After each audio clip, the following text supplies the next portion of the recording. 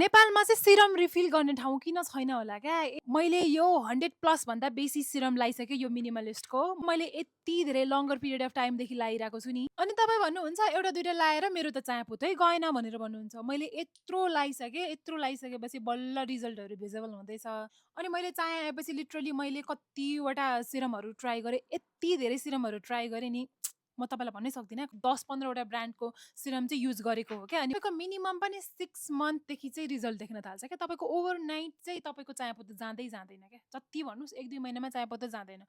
1-2 महिनामा तपाईँको skin hill हुँदैन। प्रडक्टहरू मात्र भएर हुँदैन, तपाईँको डायटहरू पनि मिल्नुपर्छ, लाइफस्टाइल पनि मिल्नुपर्छ। अब एभ्रीडे एकदमै टङ घाममा गइराख्नु भएको छ अनि यो सिरमहरू पनि लगाइराख्नु भएको छ भने पनि तपाईँको एकदम ढिलो काम गर्ने गर्छ। जस्तै कि म एकदम कम घाममा जान्छु, त्यही भएको कारणले मेरो स्किन छिटो हिल भयो। त्यही भएर चाहिँ prevention is always better than care. त्यही भएर आउनुभन्दा अगाडि नै चाहिँ तपाईँले सकेसम्म चाहिँ आफ्नो स्किन केयरहरू गर्ने एकचोटि आइसकेपछि चाहिँ एकदमै गाह्रो पर्छ क्या ट्रिट गर्नलाई। ठ्याक्कै त्यो अर्डिनरीको सस्तो भर्जन हुन्छ नि, यो हो क्या यो।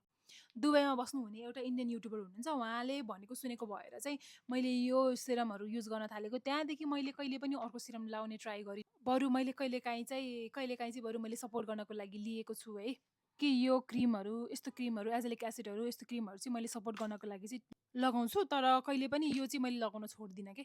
So this is the best best अनि चिपेस्ट अफोर्डेबल एकदमै बेस्ट सिरम भन्दा नि हुन्छ यो चाहिँ। मेरो एकदम ट्रस्टवर्दी हो मेरो मिनिमलिस्ट चाहिँ, मेरो लागि चाहिँ, सिरमको लागि चाहिँ। खासमा भन्नुपर्दाखेरि चाहिँ मिनिमलिस्टले चाहिँ मलाई स्पोन्सर गर्नुपर्ने हो। यो भिडियो स्पोन्सर पनि होइन, यो भिडियो कोल्याबको पनि होइन, यत्तिकै मेरो एकदम जेन्युन, जुनले नि मन परेर राखेको हो। एकदम मनपर्छ मलाई यो सिरम।